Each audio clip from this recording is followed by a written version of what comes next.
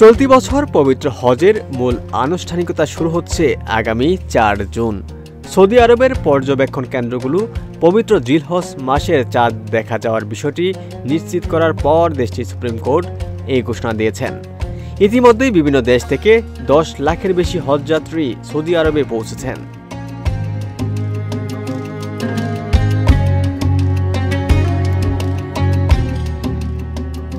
মহান আল্লাহ তাআলার গড় তাওয়াফ করার ইচ্ছা লালন করে আসছিলেন লিবিয়ার যুবক আমের মাহদি মনসুর। চলতি বছর হজের জন্য নিবন্ধন করেন তিনি।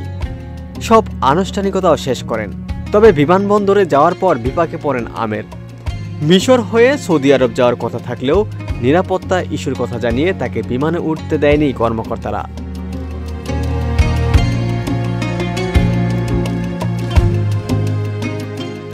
এক পর্যায়ে আমেরকে ছাড়াই টেক অফ করে বিমানটি। যদিও আল্লাহর উপর থেকে বিশ্বাস আর কাবাগর তাওয়াফ করার ইচ্ছা তখনও হারাননি আমের। বিমানবন্দরের কর্মকর্তা তাকে সান্ত্বনা দিয়ে বলেন, মন খারাপ করো না, হয়তো এটা তোমার কপালে ছিল না। আমেরের ছিল অটল বিশ্বাস। সে উত্তর দিল, আমার নিয়ত হজের, ইনশাল্লাহ আমি যাবই।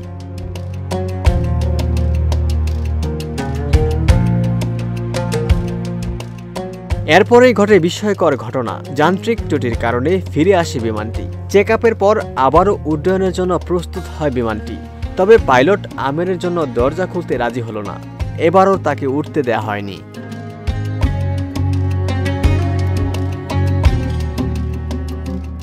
এবারও বিমানবন্দর কর্মকর্তা তাকে সান্ত্বনা দিয়ে বলেন, মন খারাপ করো না, হয়তো এটা তোমার কপালে ছিল না।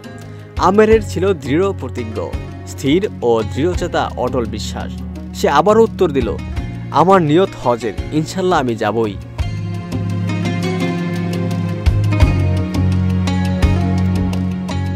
কিছুক্ষণ পর আরেকটি বিস্ময়কর খবর এলো। যান্ত্রিক ত্রুটির কারণে আবারও ফিরে আসে বিমানটি। এই সময় পাইলট নিজেই ঘোষণা দেন, আমেরকে বিমানে না নিয়ে সৌদি আরবের উদ্দেশ্যে যাত্রা করবেন না। শেষ পর্যন্ত আমের প্লেনে ওঠেন।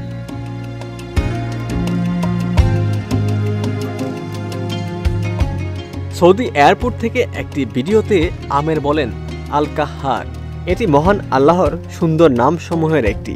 এর অর্থ তিনি কারণগুলোকেও পরাস্ত করেন, আপনার জন্য সব নিয়ম ভেঙে দিতে পারেন। তাই কোনো বিষয়ে বেশি চিন্তা করো না। যতক্ষণ তোমার বিশ্বাস থাকে যে আল্লাহ সব কিছুর উপর ক্ষমতাবান, বিশ্বাস রাখো তিনি পরিস্থিতি উল্টে দেবেন, তোমার পথ সহজ করে দেবেন, এমনকি অসম্ভবকেও বাস্তবে রূপ দেবেন, যদি তোমার নিয়ত হয় পবিত্র আর ঈমান হয় অটল। ওমর ফারুক, ঢাকা প্রকাশ।